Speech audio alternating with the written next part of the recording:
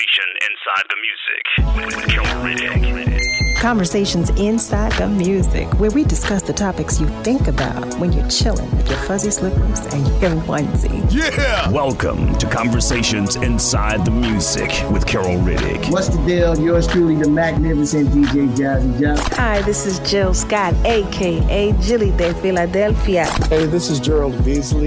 Conversations Inside the Music. With my dear friend, the amazing Carol Riddick. So get ready to join in on the conversation and chill with us on another edition of Conversations Inside the Music with Carol Riddick. Well, hello, and welcome to today's edition of Conversations Inside the Music with yours truly. I am your host, Carol Riddick. Today's guest grew up in Philadelphia and started playing drums at the age of 5. He's on Drummer World's list of the top 500 drummers, has played with Aaliyah, Genuine, Le Nubian, Christina Aguilera, Janet Jackson, and the list goes on. And he most recently started a company to help foster, develop, and guide the careers of artists, musicians, and producers. Family, welcome to today's conversation with none other than drummer extraordinaire, Mr. Brian Frasier-Moore. Queen is in the building. Hello, how are you, sir? I'm doing good. How are you? Not complain. You hear me? I better not. You living it up. You all over the place. I'll be following you. I'm one of your fans. Don't do it. Don't do it. Don't you do it. I'm going there. You already know. How are you? You good? Yeah, you know what, Brian? I'm more grateful than anything because, just like everybody else, when this whole thing started, the world stopped and we were all at a standstill. It's a great time. It's a crazy time, but it's a great time too. It like the way I see it, I feel like God is giving us the perfect opportunity to shut it all down, break it and tear it all apart and rebuild it and Absolutely. Do it the way. Do it the way it should have been done a long time ago. Hello. I agree with that. I couldn't agree with you more. I cannot and will not dare complain about anything because I'm still here. I'm, getting the opportunity to rectify, repair, and, make anew. So, Absolutely. So I read, of course, like I just said, that you grew up in Philadelphia. Now, were you born in Philly? Born and raised in Philadelphia. It read that you attended Fellowship Tabernacle. That was where you played drums. And what you stated was that was where you attribute learning discipline. Tell me what that was like at the age of 5, how you learned discipline. Yeah, it's crazy that you say that because Al Ingram, rest in peace, he just passed away not too long ago. He was the musical director at the church. And so what Al used to do is when he was playing the organ, he used to bang his hand on the side of the organ all the time. And he would say, no matter what you do, follow this right here. Don't go off of this as a kid. So as a kid, in actuality, what I'm doing is I'm playing to his timing and realizing the discipline. Don't do a roll here. Make sure that you move with the music. And that was the training that I had. So I credit a lot of that even till today. Well, I want to thank him. I thank you. I know he can hear Yeah. us. He can feel us. Yeah. So thank you for that. Having shared some space and time with you on a stage. I thank him for that. Listen, not everybody is gifted in that way. So thank you. Thank you for paying attention. Yeah. I'm thankful for the opportunity. He taught me a lot. Sure. I think about, having come up in Philadelphia myself in the music scene and the people who were instrumental and influential to me. I'm imagining that you would consider him one of those people that was most influential to who you are now as a professional drummer, music director, producer, and the list goes on. Are there, say, might be two more people that you would consider, that you would add to that list? I would definitely say, as far as a musician and drummer, that would be Little John. You know Little John Roberts. Of course. Yeah, Little John. I was church all the time. And Little John was one of the first guys that let me hear like Chick Corea or Herbie Hancock or Sarah Vaughan and it just, I was like, whoa, what? So I credit him a lot, putting my head up to that stuff. Wow. Yeah, Yeah. that makes sense. And I mean, Little John he's also one of the best that ever did it. So Absolutely. I mean, that guy, being from the crib, me and John was always home. We playing stuff, but no one ever really hears about like what I actually learned from watching him, like sessions that we've done together. He would do 6 songs, I would do 6 songs, and then I would go back in the studio to put percussion on all of the songs. So what's happening is I'm listening to John and I'm like, man, his drums sound so good and his articulation is so clear. And Mhm. then I would listen to my songs and I'm like, ooh, like, okay. So lessons like that in life, they're very valuable. They make you who you are. No, there's a lot of different levels. Al was more on the musical, uh, respecting music, discipline. John was more on expression and opening up as a musician and hearing music a different way.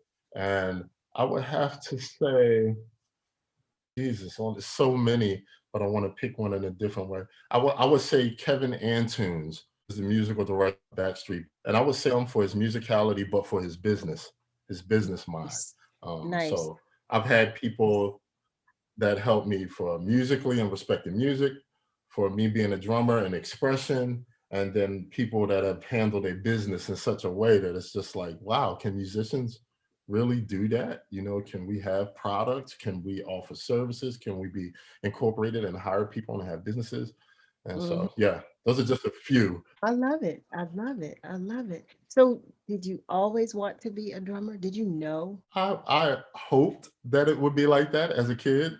Um, Hmm. my mother taking me to see Amy Grant, my first concert, and I What? went to see Amy Grant, and the stage opened, and there was the drummer on stage in the middle of the concert, and I said, "Mom, that's what I want to do."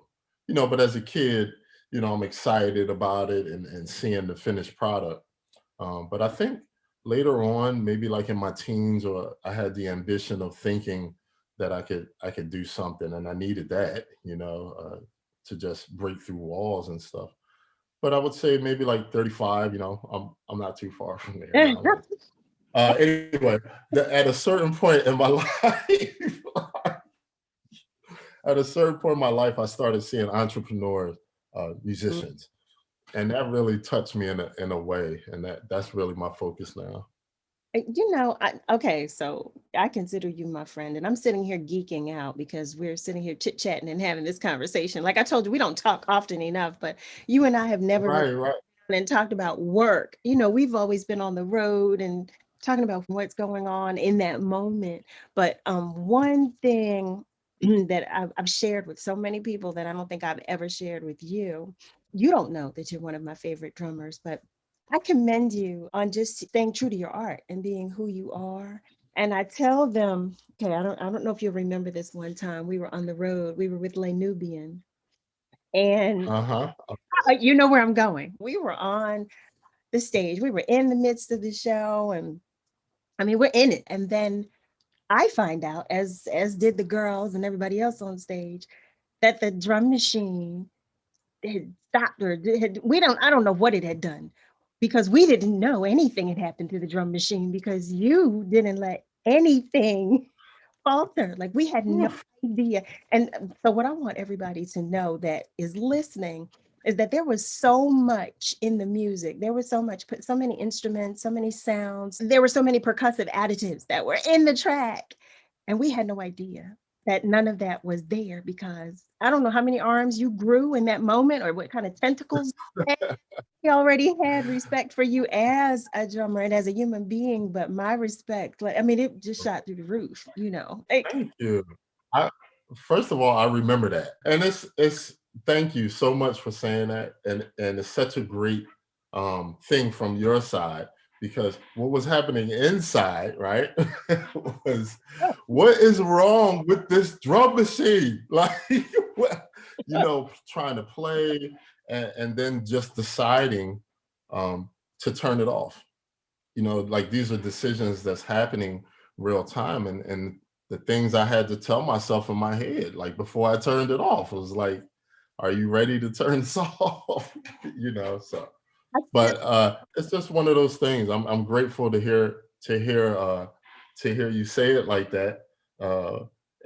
And thank you. But geez, that was a beast, boy. That was like, oh God. If ever there was a test, that was it. I think there's a story that's even current till today. And I know that people are expressing music when you're playing with other artists and musicians, but being authentic to the music plays a huge part in it.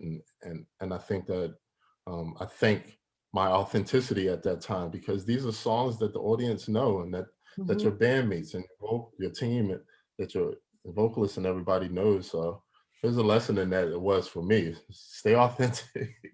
Well, I've always been an advocate of authenticity, but it speaks a lot to you as well as the musical director. You were leading the charge. So there was even more responsibility in what you were doing, what you chose to do, and how you handled it in that moment. I had the best team. I had y'all. Another story I share, I don't know if you'll remember this one. I don't know what country we were in, and we were doing a USO tour.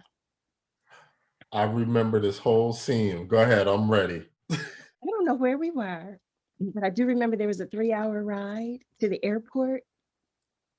And from where we came, you left your drumsticks, and they had to take you back to get them.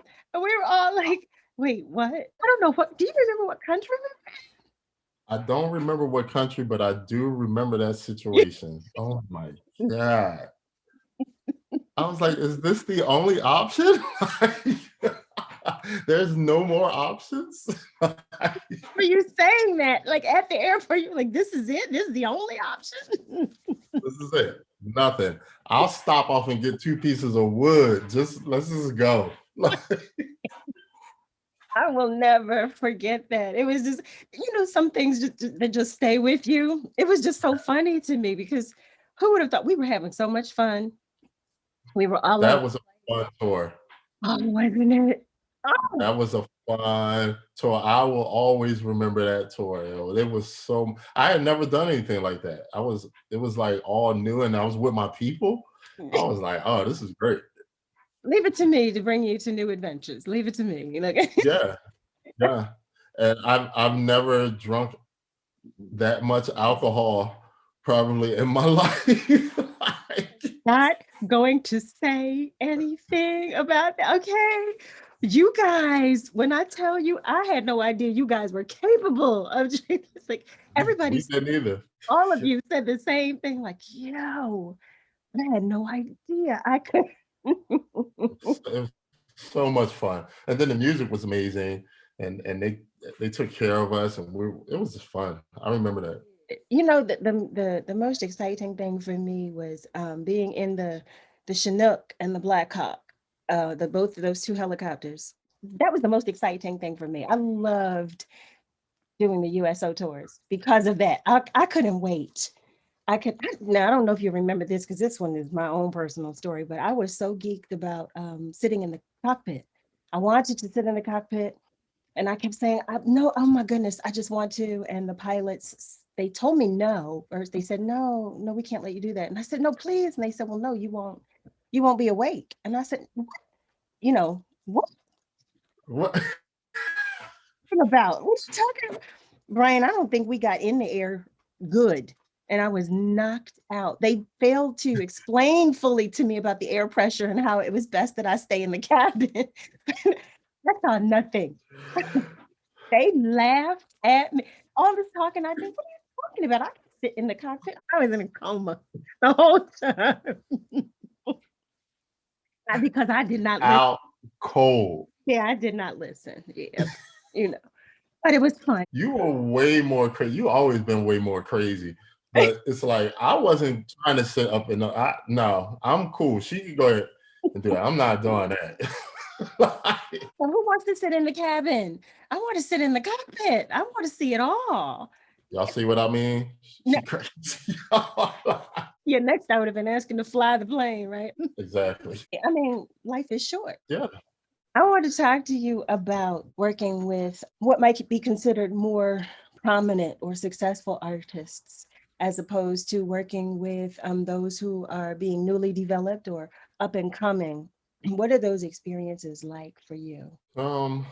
Well, musically, it's all the same for me because my love for the music. When I work with an artist, I find my way to fall in love with the music. You know, find out what it is about it that I love, what makes it move. So I'm in it.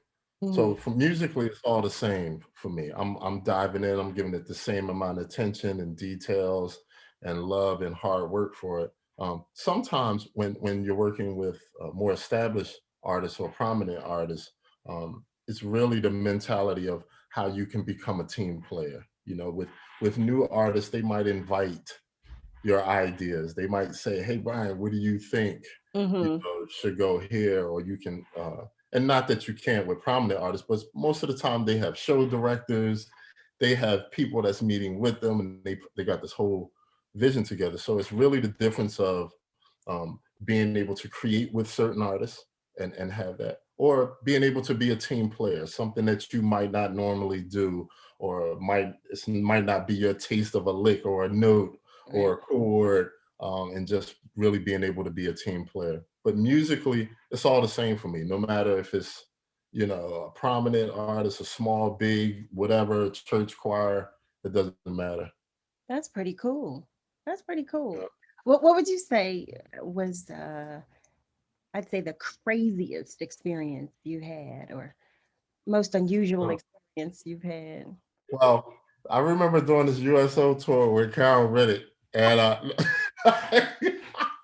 no, I'll tell you a funny one, and he's going to kill me for saying this, but we were on a USO tour, and Kevin Arthur, my guy, man, bass player, that's my dude, and we was just relaxing. I think we had a day off. We was sitting out looking at the water and everything, and Kevin had his arms up like this, and every time he put his arms out, I was like, ba ba ba ba ba, and he was like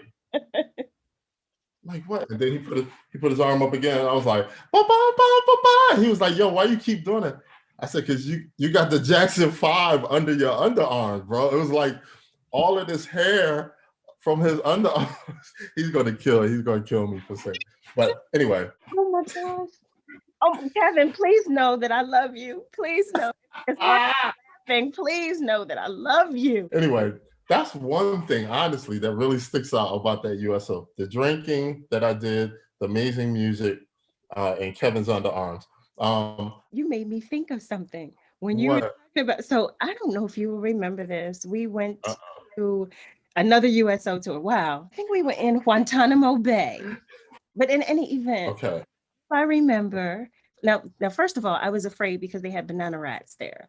I was afraid of the banana rats, and I was afraid of the iguana because Some things. come up to you. The banana rats would too. So I remember we had all agreed that we were only just going to go but so far in the water. We had all agreed we were all going to go in together. We were not going to go beyond this like rock formation because that's where the water dropped. And Right. so I'm in the water and I see everybody and everybody's next to me. We're all out and it was so much fun. And I saw this like grouper or something like that, a stingray. I don't even know what it was. I was like, oh my God, I'm pointing. And then I look and I see no one. I see not one of you.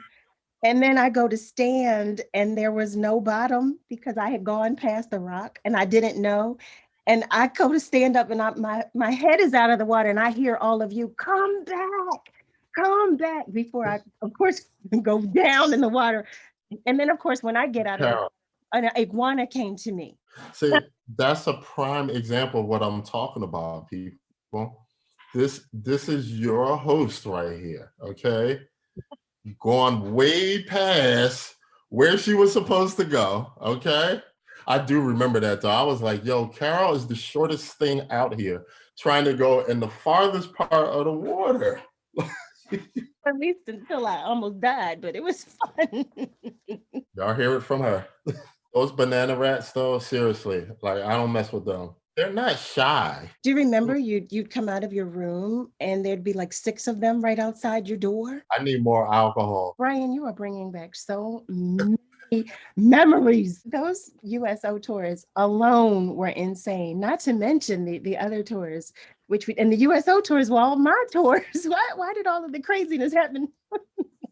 I was saving all of this for this interview, so. So tell me, okay, I want to talk about BFM World, absolutely, but tell me what else you've been doing or getting into during the shutdown. It's crazy because right before the pandemic, me and my wife, we bought a new home. This was like 6 months before everything happened. And so, I always wanted a home studio. I never had a home studio ever in my life. I hear everybody else talking about it. I never have one. And so now we had the space to do it. So she was like, let's just go ahead and do it. So we dove into it, got it built. We're building, we're getting everything together. We're recording. Oh, this is great. I'm realizing a whole different lane of income and machinery with the recording side, because I was always on the road all the time. So I'm realizing it, and then COVID happens. And of course, it was a tragic thing. It's still a tragic thing. It's a crazy thing. It's a confusing, emotional thing. But we were just very thankful that we were able to set up a little bit before that. So I've been doing television shows, the Billboard Awards, doing the Soul Train Awards, BT Awards, all awards shows because they're pre-recorded. I've been working on films now.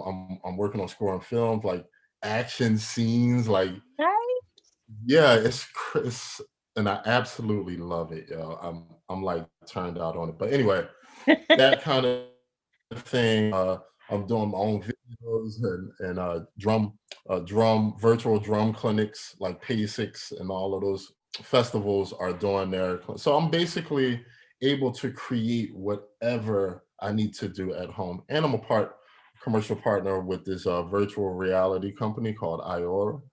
And so now in VR, we're putting it together that you can put on your glasses and be in my world with me. I got my media over the place. I got my couches over there.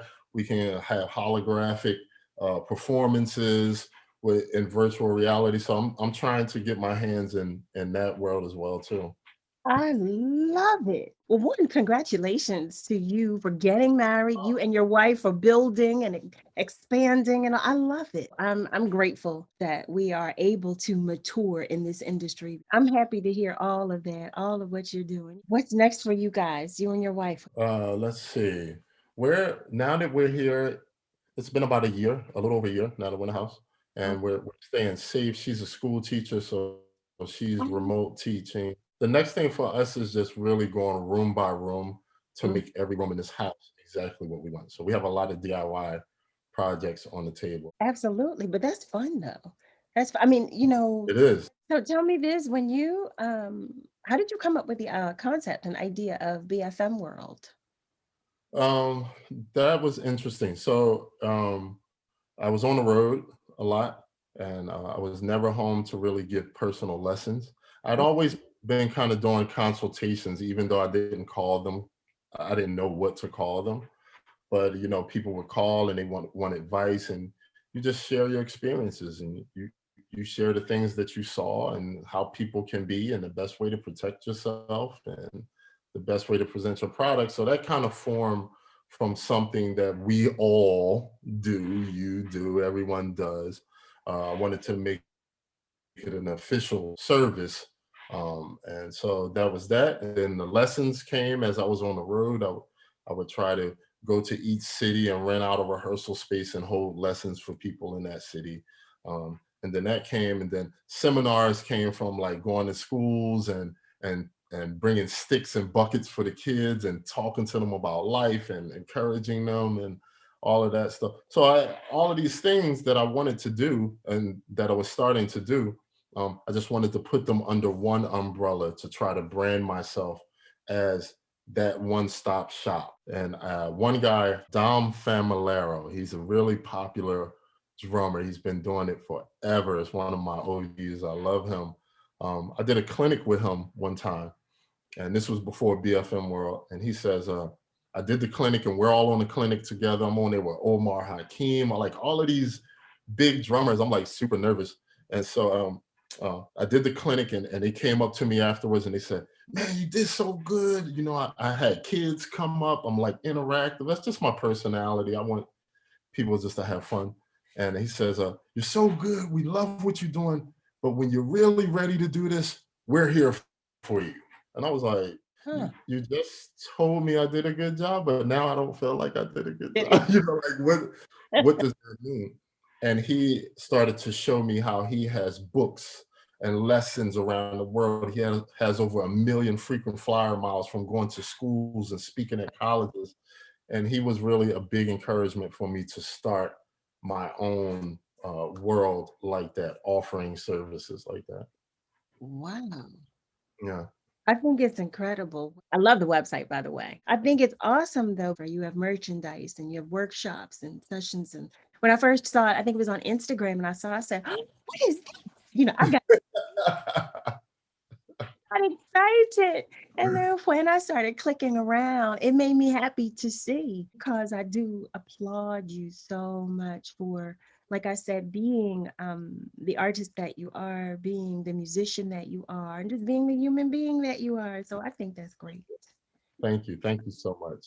I appreciate it. That means a lot coming from you. We go way back. Well, Brian, I think I have kept you long enough. I'm sure your wife has some projects for you. You please tell her that I said thank you for lending you to us. And absolutely. I thank you for stopping on by and having a conversation with me. This has been more fun.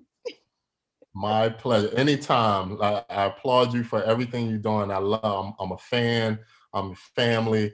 I'm always here. And we're going to talk about that VR too. Oh, absolutely. Absolutely. I'm coming to see the new house as soon as the world. Family, that wraps up another edition of Conversations Inside the Music with yours truly, Carol Riddick. Once again, thank you so much for joining the conversations.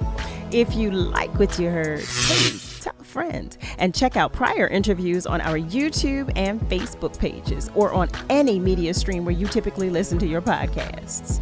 Be sure to subscribe to our YouTube channel and be notified when new episodes are available. Also, follow us on Facebook and Instagram at Conversations Inside the Music, and on Twitter at Chat and Chill. See you next time, family, on another edition of Conversations Inside the Music with Carol Riddick. Be good to you and to those around you. And remember, to whom much is given, much is required. Conversations Inside the Music with Carol Riddick.